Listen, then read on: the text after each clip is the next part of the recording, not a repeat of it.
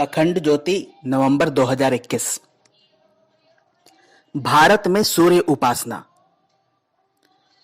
भौतिक रूप से वैज्ञानिकों के लिए सूर्य मात्र एक जलता हुआ आग का गोला भर है जिसमें हीलियम और हाइड्रोजन की रासायनिक क्रियाएं चलती रहती हैं, जबकि सूक्ष्म स्तर पर ज्योतिष में सूर्य ग्रहों के अधिपति हैं और कारण स्तर पर ब्रह्मांड के केंद्र तथा इसके उद्गम।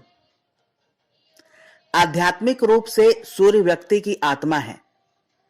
वेदों में सूर्य को जगत की आत्मा कहा गया है। आश्चर्य नहीं कि भारत में गायत्री महामंत्र के रूप में सूर्य उपासना इसकी आध्यात्मिक संस्कृति के केंद्र में रही है। सूर्य उपासना की विशेषता इसकी सरलता एवं सार्वभौमिकता में है, जो विश्व के हर कोने में किसी न किसी रूप में प्रचलित मिलती है। यह सूर्य के प्रकृति के अधिपति होने के कारण स्वाभाविक भी है। प्रारंभिक दौर में मनुष्य का जीवन प्रकृति की गोद से ही शुरू हुआ था। भारत में वैदिक काल में सूर्योपासना व्यापक रूप से प्रचलित रही। वेदों में सूर्य को विविध नामों से पुकारा गया, जैसे सूर्य, सविता, मित्र, विष्णु, पुष्ण, अश्विन, आदित्य, रोहिता आदि। वेदों के अनुसार सूर्य की उपासना मनुष्य को हर तरह की अशुद्धि एवं पाप से मुक्त कर देती है। यह मनुष्यों को रोग मुक्त कर देती है। असाध्य नेत्र रोगों का इसकी किरणों से उपचार होता है। वैदिक युग में गायत्री महामंत्र के रूप में सूर्य उपासना देव संस्कृति के केंद्र में आ गई थी। उपनिषदों में सूर्य का पुरुष के रूप में विकास हुआ है। प्राण, आत्मा, ब्रह्म, प्रजापति के रूप में सूर्य का प्रतिनिधित्व इसके आध्यात्मिक स्वरूप को इंगित करता रहा है। सूर्य को परम सत्य ब्रह्म के साथ एक मानकर देखा जाता है। वह साथ ही ओंकार के रूप में सूर्य की समतुल्यता परिभाषित होती है।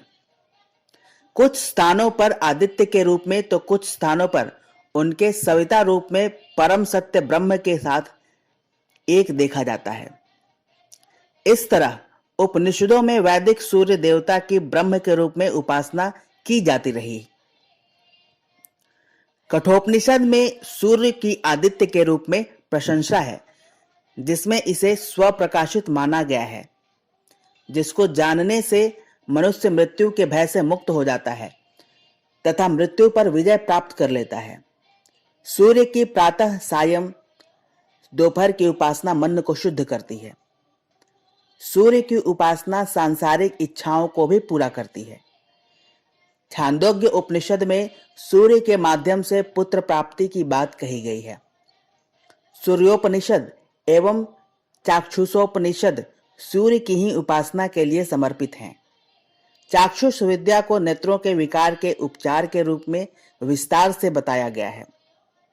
सूर्योपनिषद में सूर्य को आत्मबोध प्रदान करने वाला, स्वास्थ्य, समृद्धि और पवित्रता देने वाला बताया गया है।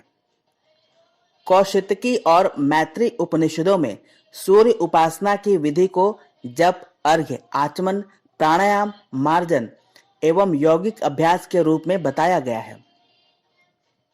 ब्राह्मण, आरण्यक और उपनिषद सूर्य भगवान की श्रेष्ठता को ही प्रतिपादित करते हैं। श्रोत्र काल से होकर महाकाव्य काल का समय आया, जिसमें उपनिषद के अवैयक्तिक एवं अमूर्त सूर्य ने एक वैयक्तिक एवं मूर्त स्वरूप धारण किया, जिसके फलस्वरूप सूर्य भगवान के मानवीय स्वरूप का तथा सूर्य देवता का सौर संप्रदाय के रूप में विकास हुआ। रामायण महाकाव्य में भी सूर्य उपासना के विविध रूप मिलते हैं। भगवान राम, लक्ष्मण एवं सीता माता हाथ उठाकर सूर्य की उपासना किया करते थे। भगवान राम का जन्म सूर्य वंश में हुआ था। श्रवण कुमार के माता पिता प्रातः सायं सूर्य उपासना करते थे। ऋषि अगस्त्य ने भगवान राम को रावण को परास्त करने के लिए आदित्य हृदय स्रोत का पाठ बताया था, जो सूर्य उपासना का एक उच्च स्तरीय प्रयोग था।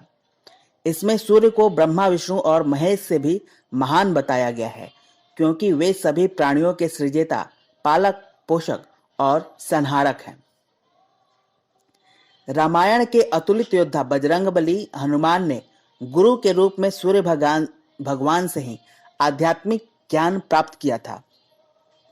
महाभारत काल में ग्रंथों में सूर्य उपासना जीवंत रूप में विद्यमान है। कुंती, द्रौपदी, कर्ण, संवर्ण, अर्ववसु उस काल के प्रख्यात सूर्य उपासक थे। वनवास काल में ऋषि धौम ने युधिष्ठिर को अष्टोत्तर शतनाम सूर्य स्रोत दिया था। यह पांडवों को भूख की पीड़ा से मुक्त रखता था। इसके प्रातः और सायं एक बार पाठ से व्यक्ति की सारी सांसारिक इच्छाएं पूर्ण होती थीं और अंततः वह मुक्ति का अधिकारी बनता था। सूर्य को मोक्ष द्वार भी कहा गया है। इस स्तोत्र में सूर्य के कई नाम आए हैं, यथा अश्वत्थ, शाश्वत, पुरुष, सनातन, सर्वदी, अनादि, प्रशांतात्मा, विश्वात्मा आदि। भगवान कृष्ण गीता में कहते हैं कि परमात्मा ने कर्मयोग का ज्ञान सूर्य को दिया। तत्पश्चात सूर्य ने मनु और मनु ने इक्ष्वाकु को दिया और सूर्य वंश इस तरह आगे बढ़ा। वस्तुतः सूर्य उपासकों का स्वतंत्र संप्रदाय इस काल में उभर चुका था। युधिष्ठिर ने एक ऐसे समूह से अंतर क्रिया की थी। माता कुंती से कर्ण का जन्म सूर्य भगवान के मानवीय कर्ण को दर्शाता है। मौर्य और शुंग टेराकोटा, पक्की मिट्टी से मूर्ति बनाने की कला एवं सिक्कों में पुरातात्विक साक्ष्य इस विकास का प्रमाण देते हैं। इस तरह वैदिक और काव्य काल की सूर्य उपासना पूर्व पौराणिक काल में आगे बढ़ती दिखती है। महाभारत काल में विकसित हो रहे सूर्य उपासना के संप्रदाय पौराणिक काल में और विकसित हुए। पुराण काल में सूर्य मंदिर, सूर्य प्रतिमाओं, सूर्य तीर्थ, सूर्य भक्त, सूर्य व्रत एवं तप तथा सौर धर्म के व्यापक विवरण मिलते हैं। मार्कंडेय पुराण सूर्य के गुणों का वर्णन करते हुए इसे ज्ञान का सागर, अंधकार का भंजन, ईश्वर एवं सृष्टि का कारण बताता है। अग्नि पुराण सूर्य को भगवान विष्णु की अभिव्यक्ति एवं समस्त कार्यों का मूल कारण बताता है। मत्स्य पुराण ब्रह्मा, विष्णु, सूर्य और शिव की उपासना का वर्णन करता है तथा इन्हें अभिन्न बताता है। ब्रह्मवैवर्त पुराण सूर्य उपासना का एक मंत्र देता है और इसे त्रिलोक का नेत्र, ब्रह्मांड का प्रमुख इष्ट देव, सारे कार्यों का बीज तथा करुणा की प्रतिमूर्ति बताता है। ब्रह्मांड पुराण में सूर्य को विश्व की सारी क्रियाओं का कारण माना गया है। इसमें उल्लेख आता है कि दिन रात, माह, वर्ष, ऋतुएं, युग सभी उसी के कारण हैं। यह हर प्राणी का शक्ति स्रोत, सारे ग्रहों का नियंता और सृष्टि का पोषक है। पद्म पुराण सूर्य का ब्रह्मा, विष्णु और शिव के रूप में वर्णन करता है। ब्रह्म पुराण में कहा गया है कि सूर्य अंधकार को दूर करता है एवं बिना सूर्य के पृथ्वी पर जीवन की कल्पना भी नहीं की जा सकती। श्री कृष्ण के पुत्र सांब के कुष्ठ रोग का उपचार सूर्य उपासना द्वारा हुआ था। भविष्य पुराण में चंद्रभागा नदी के किनारे उनके द्वारा किए गए तप का विस्तृत वर्णन मिलता है। मुल्तान में रोग से मुक्त करने वाला यह सूर्य मंदिर स्थापित रहा। चीनी यात्री ह्वेनसांग और फारसी इतिहासविद अल बेरूनी भी इस मंदिर के अस्तित्व का ऐतिहासिक प्रमाण देते हैं। सूर्य उपासना का स्वर्णकाल राजसी संरक्षण में फला फूला। उस समय पूरा उत्तरी भारत सूर्य उपासना के प्रभाव में था। सबसे अधिक सूर्य मंदिर उत्तर पश्चिम और पश्चिमी भारत में पाए गए। अफगानिस्तान, बंगाल, उड़ीसा, बिहार, उत्तर प्रदेश, मध्य प्रदेश और पश्चिमी भारत में चित्रों से यह स्पष्ट होता है। 8वीं सदी में कश्मीर का मार्तंड मंदिर और उड़ीसा का कोणार्क मंदिर सूर्य उपासना के महत्वपूर्ण केंद्र रहे। दक्षिण में भी इसका चलन रहा, जिसका इंडोनेशिया तक प्रसार रहा।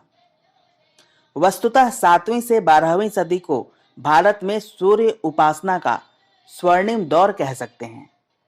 बाद के पुराण और उपपुराण जैसे भविष्य, ब्रह्मा, स्कंद, वाराह, गरुण, विष्णु, धर्मोत्तर, भविष्योत्तर, सांब और कल्कि इसके वर्णन से भरे हुए हैं। मनतुंगा, मयूरा, भवभूति, अमरसिंहा, शंकराचार्य, आनंदगिरी आदि विद्वान भी इस पर प्रकाश डालते हैं। सूर्य उपासना की परंपरा आज भी जारी है। संध्या वंदन, अर्घ्य व यज्ञ के साथ रविवार व्रत, अचल सप्तमी व्रत, सूर्य षष्ठी व्रत, मकर संक्रांति, रथ सप्तमी जैसे व्रतों के रूप में सूर्य उपासना ही प्रचलित है, लेकिन यह एक छोटे समूह तक सीमित है। साथ ही इसमें वैज्ञानिक दृष्टिकोण का भी अभाव है। ऐसे में सूर्य उपासना की महान सार्वभौम परंपरा के परिष्कार एवं विस्तार की आवश्यकता है। परम पूज्य गुरुदेव ने गायत्री महामंत्र को जन जन के बीच लोकप्रिय कर सूर्य उपासना को इसके वैज्ञानिक एवं व्यवहारिक स्वरूप के साथ लोक सुलभ किया है। आवश्यकता इसको जीवन में अपनाने व दूसरों को इसके लिए प्रेरित करने की है। समाप्त।